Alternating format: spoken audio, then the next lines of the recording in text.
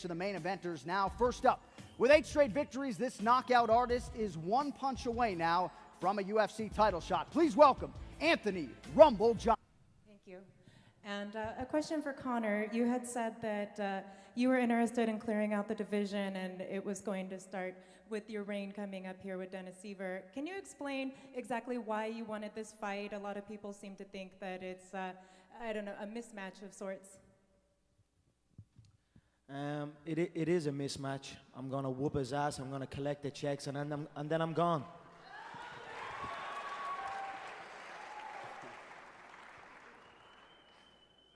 Questions for Conor. You saw Aldo up close and personal. What did you take away from seeing him fight? Where do you think he's vulnerable? How do you think you match up? Yeah, I watched the contest up close. It was a great contest. I believe there's a lot of holes I will capitalize on. You know, he showed his frustration in the contest, but it was a traditional Thai style contest. You hit me, I hit you. Both competitors were very similar in styles, and that is why the contest was what it was. I posed different movements and different reactions than anybody on the roster, not just the division. So I am highly confident I will shut Jose Aldo down in spectacular fashion and take over the game. I say it how I want to say it, yeah? The king speaks however he wants.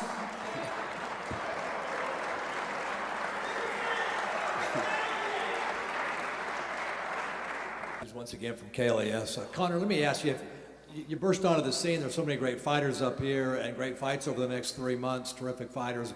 If you were sitting out here and you had to pay for one of these fights or watch one of these fights, who would it be and why?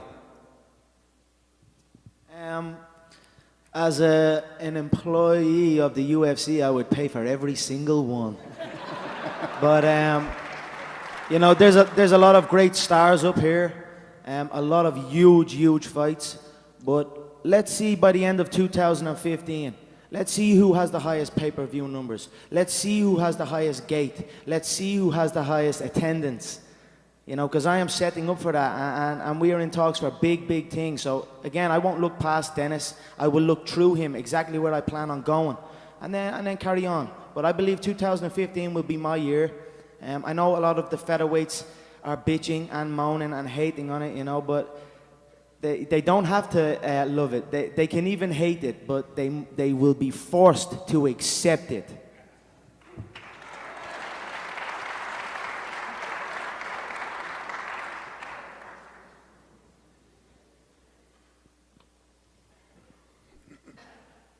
All right, next Twitter submission for Nick Diaz and Conor McGregor. Nick, what do you think of Conor's fighting style? And then Conor, the same question about Nick. I like it.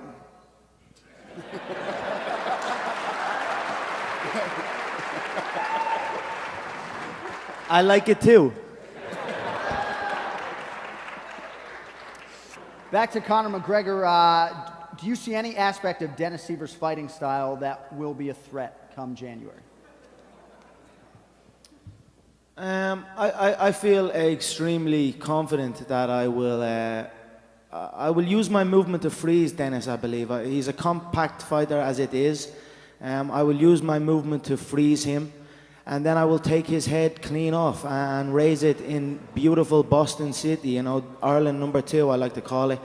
And then, you know, it's on to big business. Jose will be told what to do. He will be told he must fly economy to Ireland, fill out an 80,000-seater football stadium, break records, highest gate, highest attendance, highest pay-per-view, and then he will hand over that belt on home soil. So that's my year plan right there.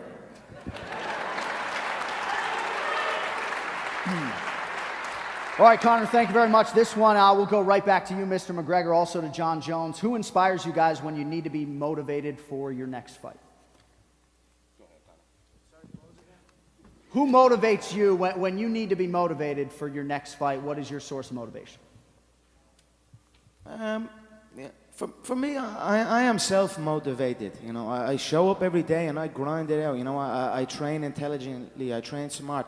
I take note of how every single human being on this planet moves. what way they approach their chosen profession. I focus on the mental aspect of it. So for me, I motivate myself. I am a self-motivated individual, and I am up here on my own journey of whooping ass and collecting checks. All right, one final Twitter question. What do you know? It is for Mr. Conor McGregor. What fighter in the featherweight division would give you problems or could give you problems? It's been pretty easy so far. I've said what I was going to do, and then I went out and done it. So for me, the only person that can give you problems is the guy in the mirror, you know, the person that you stare at every day. And once you have that locked down, which I do, I believe I'm the most mentally strongest guy in this on this roster. So I don't feel the guy to give me problems exists. You know, I think that's in your head. It's an illusion. If you believe these are challenges, and then that's what it is. But for me, it's smooth sailing all the way. It has been so far, and it will continue to be. First one for Conor, and then one real quick for Dana. Conor, I was just wondering if you were going to come up with a system to get the other fighters in the featherweight system to send you an apology for wasting your time. All I'm looking for is a simple thank you. If you look, maybe a kiss on the toes. But if you look back at the last featherweight contest in Mexico, it was between a guy who had a horrendous fight against Jose Aldo, Ricardo Lamas. He fought like a pussy. He ran for 5 rounds. And then you look at Dennis Bermudez, who's on a false win streak. Holloway beat him. So these are 2 average, okay, journeyman fighters. Yet there was so much light on that fight. So much attention on 2 you know, Dennis is a decision machine, and Ricardo's fought like a pussy. So they still got that exposure. People are even talking about Nick Lentz. Like, who gives a shit about Nick Lentz, really? Now, before I came along, they can say all they want, but they're up here, they're trying to talk like I'm trying to talk, they're rocking the suits and everything, you know what I mean? But there is only one. And another question for Conor McGregor. This event coming up, the main event is Cub Swanson and Frankie Edgar. Which one of those do you feel poses the biggest threat to you? Probably neither, but... Yeah, I'd feel comfortable against both. Frankie has held the lightweight title. He's challenged at a high level his whole career. He fights with his heart, but again, he's an aging competitor. He's on the downside of his career. I think that's an accurate assessment. The same with Cub. I believe he's aging. He looks 95 years old. I say it every time. But for me personally, you know, I have nothing against Frankie. I respect his style, but I would like Cub to win for the specific reason that he seems to think that he has been promised a UFC title shot if he wins this fight against Frankie. So I want him to win that contest, and then I will bake a freshly made pie and smack him clean in the face with it when I get the title shot. All right, my question. Move up to lightweight after this fight, and that each of you guys would happily give up the fight that you have right now to fight him because of the money and the attention they would bring to you, that it would change your life. When he says that, how do you feel about those comments? Do you agree with his evaluation? Yeah, right now my focus on Cerrone, and so if you want to move up, I'm here. It's gonna be easy money. That wasn't the question, but ask yourself truthfully. If Dana rang you and said, you don't have to fight Cerrone, you can fight McGregor, even though Cerrone was still fit, would you take it? You're damn right you take it. Of course, man. Easy money. Of course you gotta easy money, man. I can make you rich. I change your bum life. You fight me, it's a celebration. I would beat you. When you sign to fight me, it's a celebration. You ring back home, you ring your wife. Baby, we done it. We're rich, baby. Conor McGregor made us rich. Break out the red panties. We're rich, baby. So don't say you would not take that fight, because you would take that fight like everyone else up here would take the fight against me if it was offered, regardless of belts or any of that shit. I'm the money fight in the male shit at all weight divisions, so fuck everybody else up.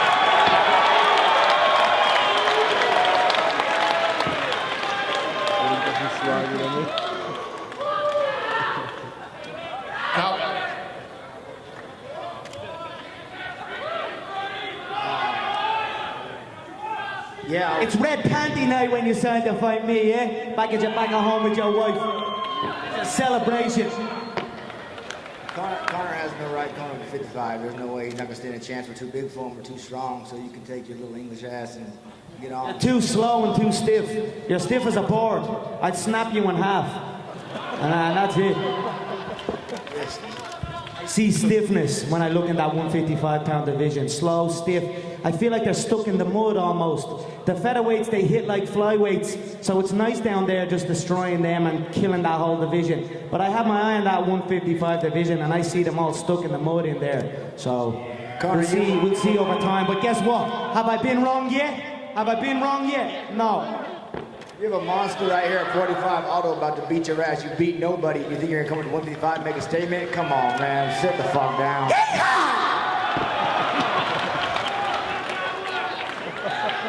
Elias here with Fox Sports. Got a question each for Joe, Dustin, and Conor.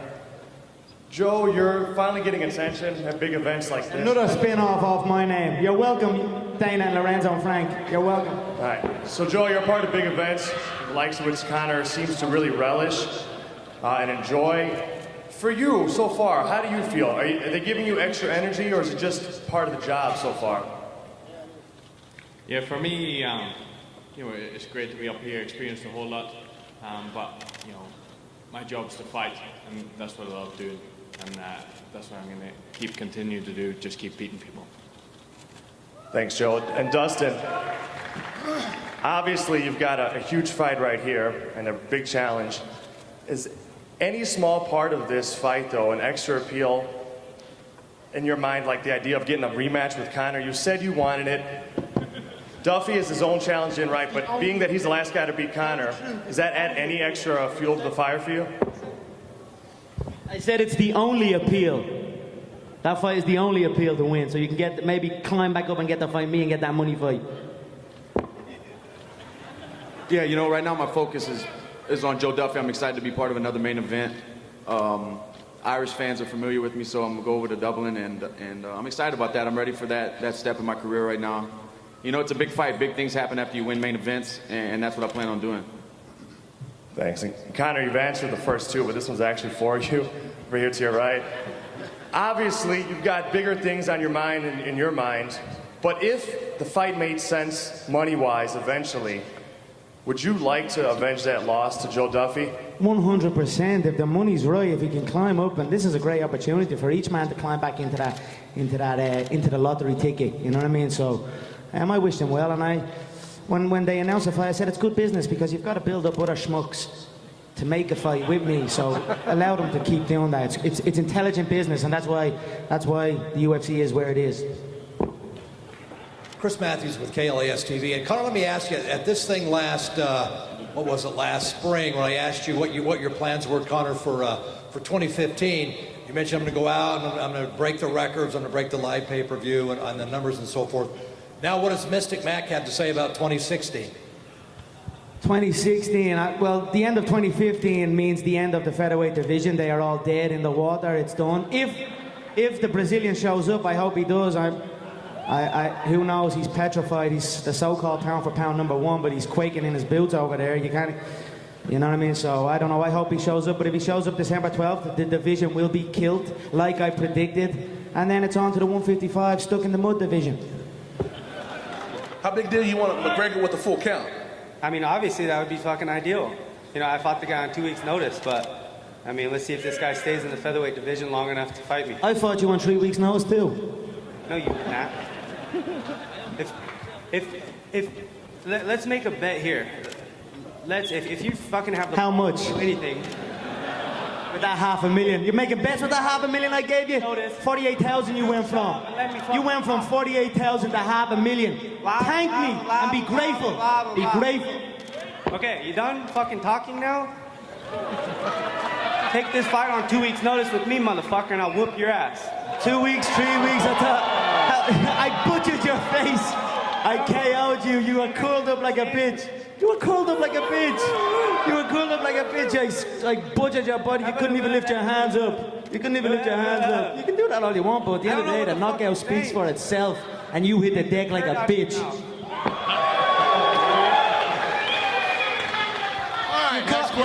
wanted to speak to you. I did want to speak to you because you called yourself the Mike Tyson of the featherweight division. Fucking stop drinking the I just want to ask you a question. You called yourself the Mike Tyson of the featherweight division, and I marched forward, stood in the pocket, and said, "What have you got?" And you hit like a fucking strawweight. You hit like a strawweight, calling yourself the Mike Your Tyson. left eye, buddy. You're gonna fucking have that. For Next question. Every time you look in the mirror, you're gonna think of me. Question here for Donald Cerrone. Earlier in the week, you had tweeted that 2 days until you saw McGregor. You're sitting right behind him right now. Have you two had any encounters besides the interaction that you've just had now? And what is your message to McGregor about the 55 division and the Shark Tank it is? Oh no, he's real good at talking out in front of the public, but when we all stand in the background there, he got nothing to say. So I stood back there for 30 minutes right next to him and nothing to say to me, but he was very cordial with my man next to me. Of course, we get out here, he wants to run his mouth, but it's good, he sells the fights, but he comes to 155, he's gonna bend his little ass over and knock the fucking lucky charm. See about that. First, you've got to get through a guy that whooped your ass already. So why would I waste my time with a guy? You're fighting a guy that whooped your ass next. So you got to come through that. And let me say, and then I'll consider. I'll check the numbers. I'll discuss it with Frank, and I'll decide whether I'll change your bum life as well.